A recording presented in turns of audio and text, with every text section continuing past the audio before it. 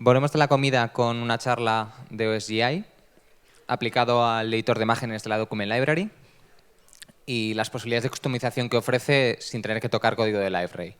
Entonces, Sergio nos hablará, sin meternos en líos futuros de actualizaciones, de cómo utilizar los puntos de extensión para modificar la funcionalidad de la Document Library. Y Sergio es el lead de Collaboration, probablemente es de las personas que más sabe sobre la Document Library, así que, aunque lo niegue, podéis preguntarle preguntas complicadas. Y os dejo con él. Sergio. Vale. Muchas gracias, Javi. Bueno, pues como bien decía Javi, esta es la segunda charla. Si habéis asistido a la primera sesión acerca de la modularidad, os va a servir bastante también para esta segunda charla, porque aquí lo que vamos a hablar ahora es de cómo esa modularidad nos va a permitir extender el producto, nos va a permitir extender Library, nos va a permitir extender sus interfaces de usuario, la lógica de negocio, y vamos a ver todos los puntos nuevos que se han creado para poder facilitar, pues eso, cómo extender, personalizar toda la funcionalidad de Library de una manera modular y permitiendo también fácilmente la mantenibilidad del código. Entonces, para aquellos que venís de la versión 6.2 o de versiones anteriores, seguramente que os suenan las 4 maneras principales que teníais para poder extender el producto. Eran los portlets, los hooks, los themes y los plugins, que anteriormente era el entorno de extensión, pero que esto es una versión ligera del entorno de extensión. Entonces, seguramente que la mayor parte de vosotros habéis utilizado en algún momento un desarrollo de portlet, habéis utilizado portlets para crear vuestras propias funcionalidades. Los portlets pues, se conocen principalmente por la cajita esta, que es la interfaz que cuando soltáis en una aplicación aparece con las opciones de configuración y que podéis arrastrar y soltar. Y sus funciones principales pues, eran desarrollar nuevas funcionalidades, desarrollar a lo mejor nuevos servicios con una capa de persistencia y también nos permitía pues, desarrollar interfaces totalmente nuevas, con la limitación de que siempre tenía que estar todas esas interfaces contenidas o incluidas en esa caja, en ese portlet dentro de la ventana de navegación. Si necesitabais a lo mejor personalizar aspectos o experiencias dentro de la aplicación de Library, dentro del portal en sí, la manera recomendada de hacerlo era a través de hooks. Y los hooks lo que nos permitían era sobreescribir un montón de partes del portal, desde sobreescribir JSPs enteros con la interfaz de usuario, de poder tunear los índices de búsqueda para poder indexar información adicional, modificar también a lo mejor alguna cadena de alguna traducción porque no se ajustaba a vuestro caso de uso, queríais personalizarla. También se podía modificar la configuración por defecto del portal en algunas propiedades y nos permitía también pues, un despliegue a lo mejor de nuevos componentes o de nuevos clases Java para interceptar a lo mejor pues, los model listener, de modo que cada vez que se creaba un usuario, pues hacer ciertas acciones, o cada vez que se borraba un documento, pues hacer otras acciones. Y luego una de las funcionalidades también bastante potentes de los hooks era la sobreescritura de los servicios. Las aplicaciones de Library por defecto generan unos servicios a través de Service Builder que permiten por las operaciones básicas con las entidades del portal de blogs, wiki, document library. Entonces, si por ejemplo necesitamos personalizar la lógica de negocio, de modo que cuando añadimos un documento necesitamos hacer cosas antes o después, o cada vez que se visualizaba un asset, por ejemplo, pues en el servicio de asset podíamos personalizarlo y extender la lógica, añadiendo lógica antes o después de esa ejecución del servicio.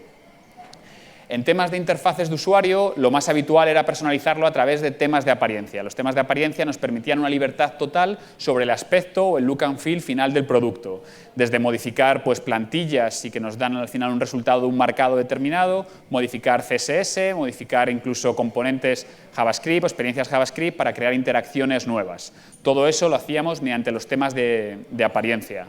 Y bueno, lo que podéis ver aquí son uno de los temas de apariencia que ha creado Marcos, que ha dado también antes una charla para Library de XP, ¿de acuerdo? Para que podáis ver pues, la cantidad de cosas y de experiencias totalmente distintas que podéis crear con los temas. Y luego, por último, si necesitabais aún una funcionalidad más avanzada y no os valía ninguno de los mecanismos anteriores, que suelen ser casos bastante, digamos, extremos o casos bastante contados, no era en absoluto la experiencia, digamos, habitual, podíais recurrir a los plugins de tipo X. Entonces, los plugins de tipo X, siempre lo hemos advertido, es una zona que es peligrosa, es decir, estáis teniendo un control absoluto sobre el código fuente del portal. Entonces, eso lo que obliga es a tener pues una gran responsabilidad en el sentido de si estáis modificando el código fuente del portal, tenéis que tener mucho cuidado con todo el tema de los upgrades, porque podéis tocar cosas que son muy core, que a lo mejor no están pensadas para ser modificadas o no están pensadas para ser extendidas, y entonces, al final, pues el uso de ese tipo de entornos de... El uso de ese tipo de entornos de extensión, de plugin de extensión, pues lleva a cabo una gran responsabilidad. Hay que ser conscientes de lo que estáis haciendo, que es una frase que hemos repetido anteriormente muchas veces, pero que refleja realmente muy bien el uso de ese tipo de plugin. Hay que tener cuidado con los plugins de tipo ext. Y afortunadamente, gracias a las herramientas que hemos creado ahora de desarrollo modular y de poder reemplazar los componentes y el nuevo enfoque modular, pues este plugin va a quedar prácticamente reducido a la nada o casos que van a ser muy extremos, todavía aún más extremos de lo que solían ser anteriormente. Entonces, ¿qué papel juega Library DXP en todos estos plugins que permitían personalizar el producto? Bueno, pues lo primero de todo es que estos plugins siguen estando disponibles para vosotros. Es decir, si queréis desarrollar un portlet, podéis seguir desarrollando un portlet de la manera que se hacía habitualmente. Lo mismo ocurre con los hooks, ¿de acuerdo? Van a estar disponibles para vosotros y los podéis seguir utilizando. Sin embargo, ahora lo que nosotros ofrecemos o lo que estamos intentando potenciar es que ese desarrollo no se haga en base a a hooks o en base a portlets, sino que se haga a través de módulos OSGI, que es lo que contábamos durante la primera transparencia.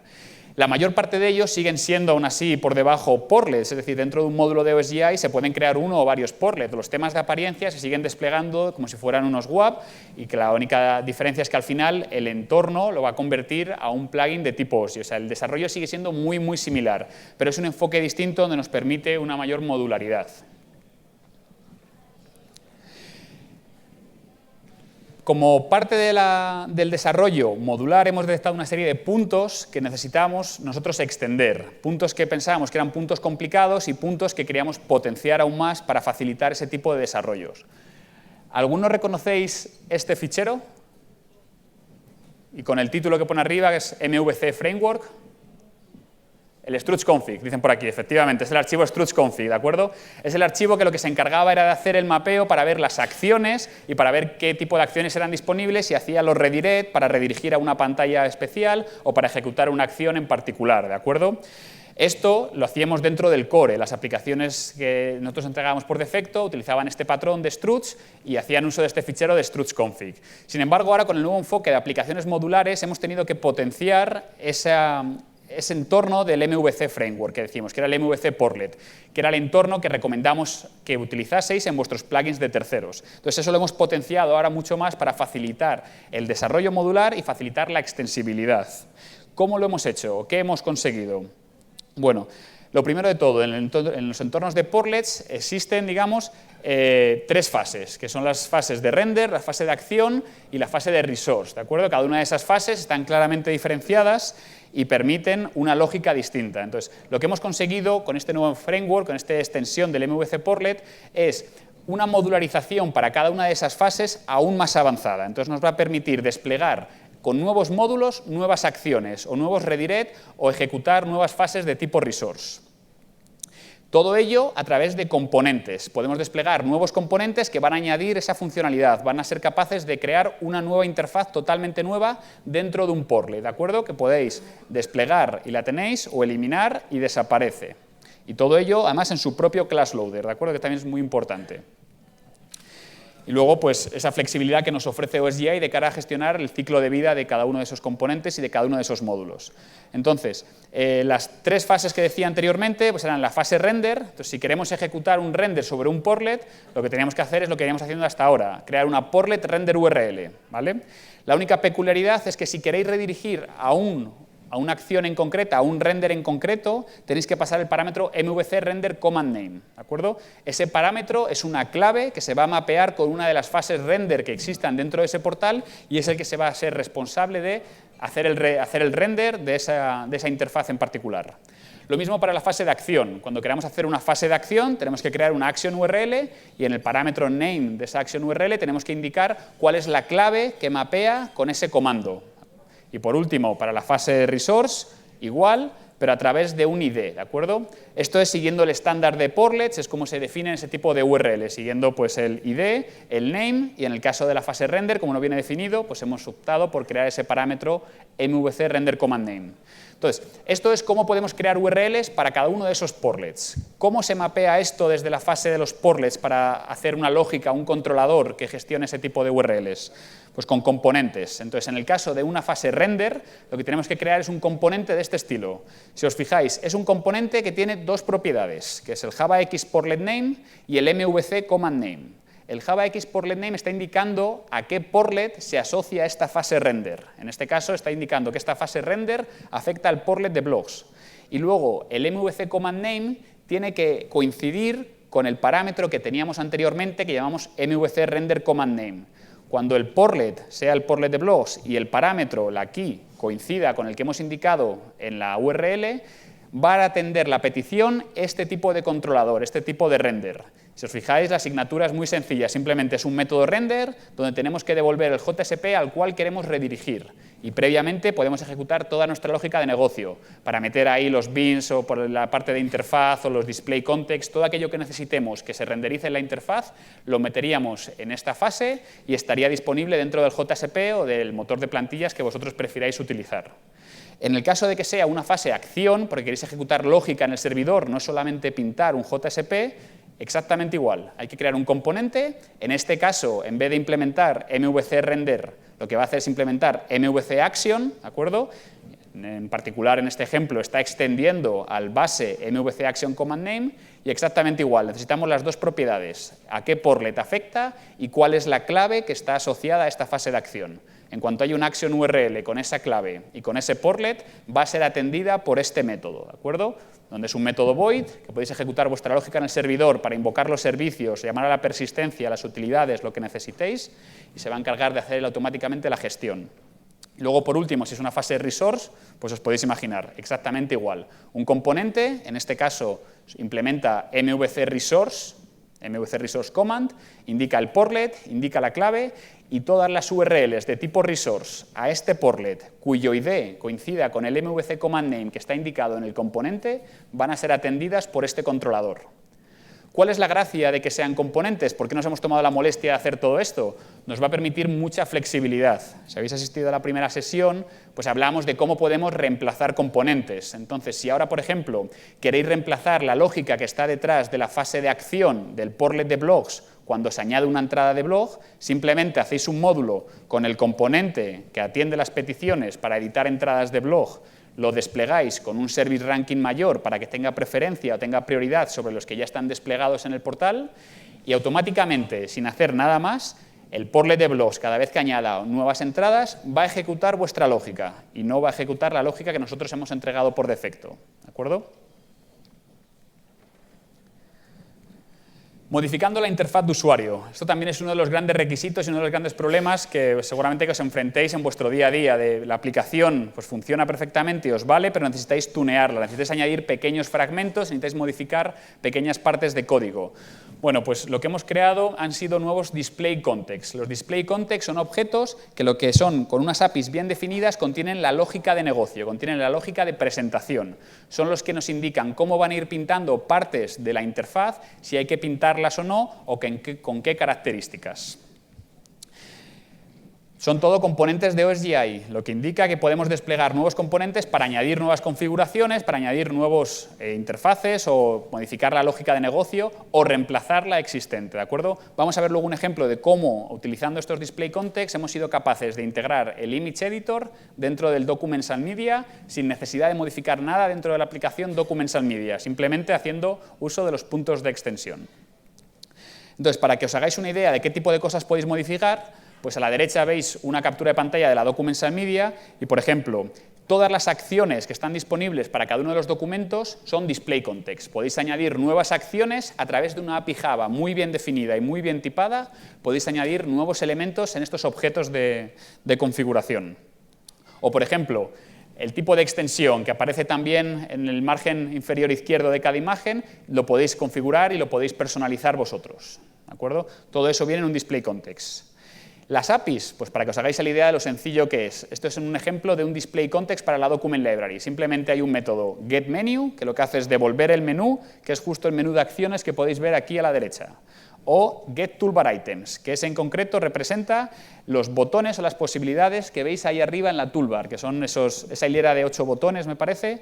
Eso está reflejado a través de este objeto displayContext. Si necesitáis añadir un botón adicional o necesitáis eliminar uno de esos botones, pues a través de este tipo de objetos y con ese parámetro, o sea, con ese método, perdón, getToolbarItems, sois capaces de desplegar un nuevo componente y variar el comportamiento por completo. No solamente la toolbar, sino que en este caso en particular también se encarga de renderizar aún más cosas. Por ejemplo, la visualización del documento también corre a cargo del displayContext. O los tipos de documento y la metainformación que se presenta también se puede parametrizar y se puede modificar a través de este tipo de objetos displayContext. Si necesitáis hacer personalizaciones de esta interfaz y no existe un displayContext todavía creado para ello, o justamente la parte que vosotros necesitáis modificar no está disponible a través de un displayContext, existen otras maneras de hacerlo. La manera ahora mismo más útil, que podéis utilizar incluso en vuestros propios desarrollos o en vuestras aplicaciones, es a través de la tagclip DynamicInclude. Esta tagclip, colocada en un fragmento, en un trozo de un archivo JSP, lo que hace es indicar un punto de extensión, y ese punto de extensión viene referenciado a través de la clave, en este caso my.key. Entonces, lo que nos permite ahora es, a través de cualquier componente desplegado en un módulo, nos va a permitir insertar fragmentos de código en ese punto en particular dentro de ese JSP, lo que puede indicar que podemos ejecutar ahí un fragmento de código JavaScript, o podemos introducir una parte de código HTML, o podemos añadir nuevas interfaces, ¿de acuerdo? Simplemente tenéis que buscar dentro del código de library pues, este tipo de tagclips, o incluso utilizarlo en vuestras propias aplicaciones como puntos de extensión.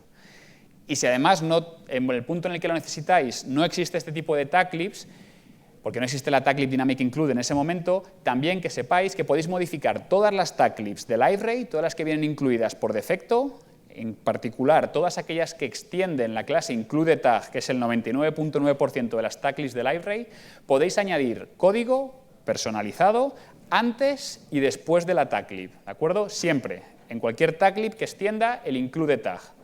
Aunque no tenga uso la tagclip DynamicInclude, por ser una tagclip de library, vais a poder modificar la interfaz justo antes de la tagclip y justo después de la tagclip.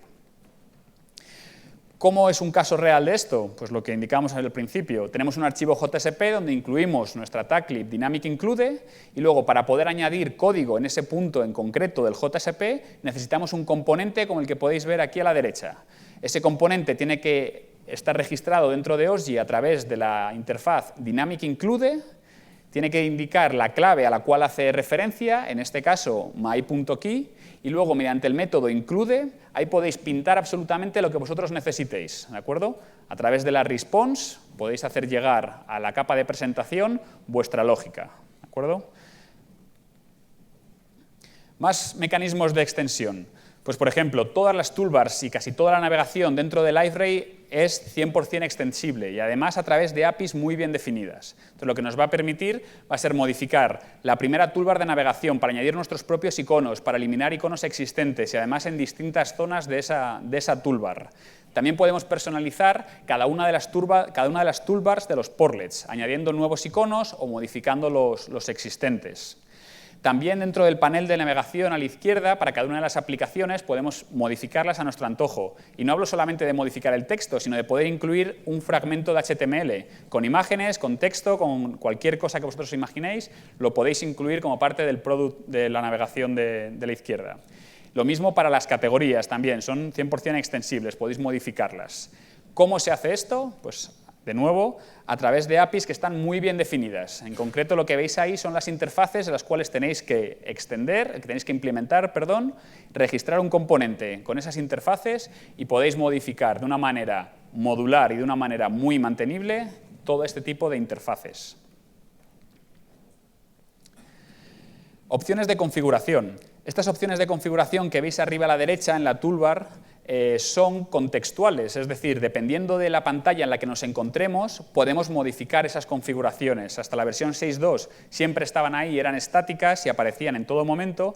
Sin embargo, por ejemplo, este es un vistazo de la Documents and Media de una carpeta en particular, de la carpeta raíz, entonces podéis ver que hay opciones pues, de gestionar los tipos de documentos, los metadataset, acceder al escritorio. Sin embargo, si lo que hacemos es visualizar un documento en particular, todas estas opciones van a cambiar, ¿de acuerdo? En concreto, se representarían, pues, por ejemplo, opciones de descargar la imagen, de editar la imagen, incluso editarla a través del Image Editor. Y todo esto lo podéis hacer de nuevo a través de esta interfaz, del Portlet Configuration Icon. Simplemente registrando componentes con esta interfaz, vais a poder añadir nuevos elementos o modificar los existentes dentro de este listado, a través, de nuevo, de una API muy bien definida. Por último, esto también lo presentamos el año pasado, los editores. Es una parte muy fundamental dentro del portal de Library, es la que define la experiencia de creación de contenido y de autoría del contenido. Entonces, nosotros intentamos dar siempre la mejor experiencia posible. Sin embargo, esto suele ser muy a medida de cada uno de los usuarios o de la experiencia que se quiera definir. Entonces, por lo general, lo que en la mayor parte de los casos se necesita es personalizar esa experiencia, añadir nuevos botones, modificar el comportamiento, gestionar distintos tipos de interacciones, permitir ciertas opciones que no están disponibles por defecto, etc. Entonces, esta acción que antes no era posible en la versión 6.2, ahora en la versión de DXP sí que es posible. Es a través de una nueva interfaz que se llama el Editor Config Contributor, donde lo que recibís siempre es un objeto JSON, y a través de este método, es un único método en esa interfaz, que es populate config JSON object, podéis añadir vuestras opciones de configuración para poder añadir nuevos botones, para eliminar toolbars, para que aparezcan pues, nuevas opciones sobre si queréis tablas, si no queréis tablas, si queréis permitir estilos, si no estilos, qué estilos en particular, ¿de acuerdo? Todo esto a través, de nuevo, de módulos con componentes, lo podéis conseguir. Entonces, es muy importante que os deis cuenta de cómo ha cambiado el enfoque. Esto antes no existían ese tipo de interfaces de APIs bien definidas que lo que permitían era una flexibilidad de este estilo. Y además, siendo 100% modular, de modo que podéis coger un conjunto de módulos, desplegarlos y que genere una experiencia de creación de contenido pues, totalmente nueva, que no tiene nada que ver con lo que había antes. Entonces ya, para ir al ejemplo en particular de cómo nosotros hemos consumido todas nuestras APIs, todos los puntos de extensión, lo que hemos creado para permitir integrar el Image Editor dentro de la Documents and Media, vamos a ir viéndolo como paso por paso, para que vayáis viendo qué es lo que ha supuesto, cuál es el esfuerzo que supone implementar el Image Editor dentro del Documents and Media, cómo lo hemos conseguido conectar a través de estos puntos de extensión. Entonces, bueno, lo que podéis ver aquí es el Documents and Media, ¿de acuerdo?, que tiene un listado de documentos. Entonces, lo que queríamos hacer nosotros es que para cualquier documento lo pudiéramos editar y lo pudiéramos editar con el editor de imágenes, que tuviéramos ahí ya una opción disponible. Esto lo hemos conseguido a través de un display context que hemos creado en un módulo, ¿de acuerdo? Y este módulo es relativamente sencillo porque lo único que hemos tenido que implementar es, dentro de este método getMenu, pues hemos cogido los elementos del menú que venían ya por defecto y hemos añadido a ese listado un nuevo elemento, que es el editar con el Image Editor.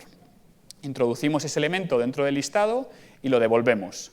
Tan sencillo como eso. Una API bien definida, lo que nos pide es un objeto de tipo menu que está bien definido, que puede tener dentro menu items.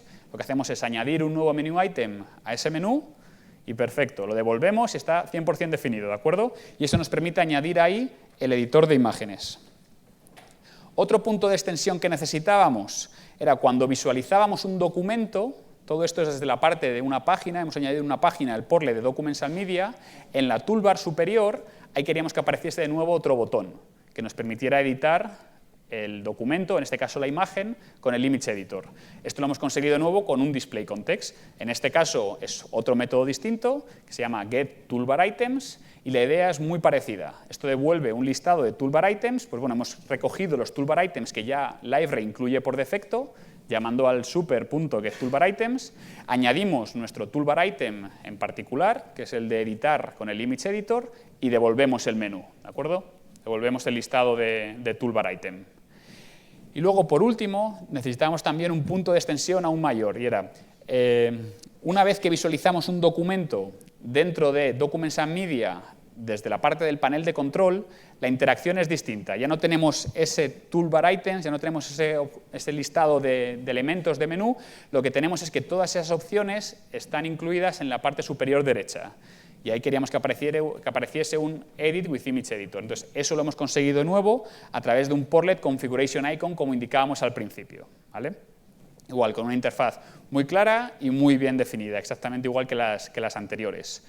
Y la experiencia final que queríamos es que una vez que el usuario pinchase en ese editor, queríamos abrir un nuevo pop-up, ¿de acuerdo? Queríamos que la edición se permaneciese dentro del contexto del sitio en el que estaba y la edición se realizase en un pop-up.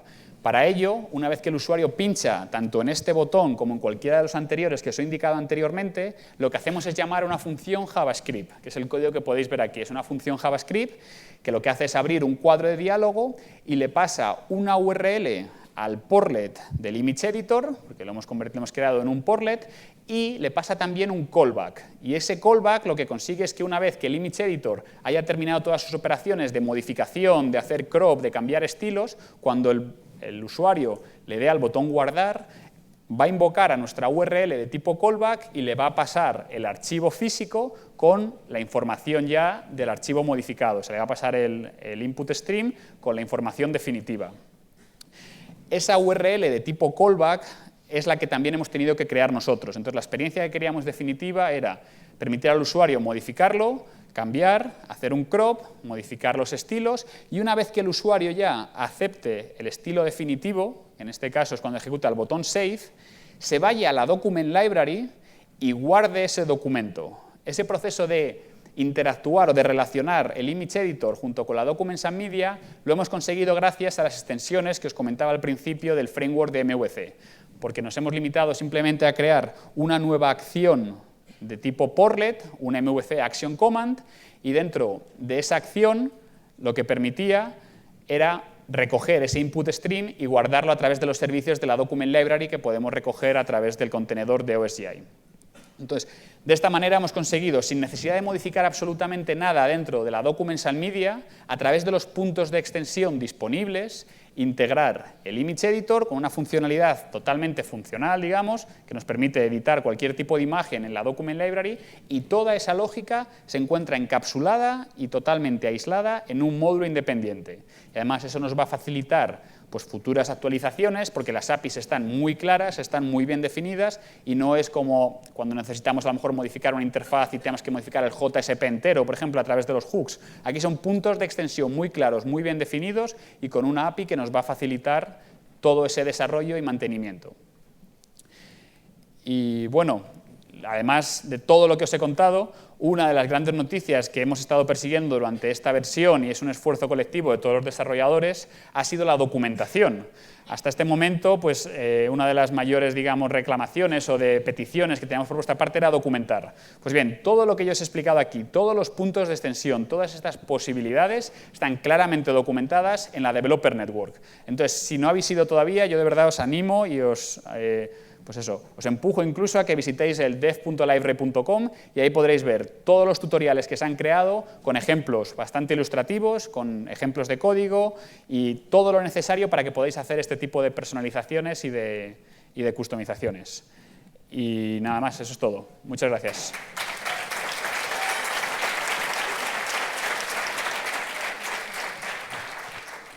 ¿Alguna pregunta?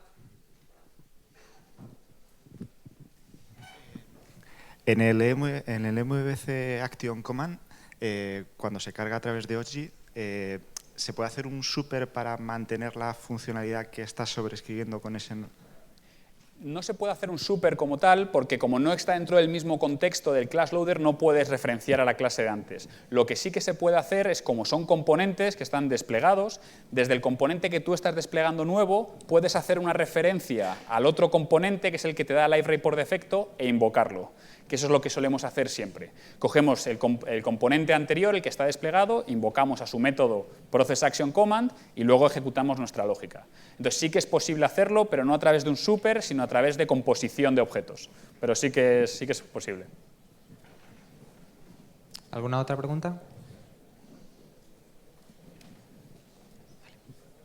¿No? Pues nada, muchas gracias a todos.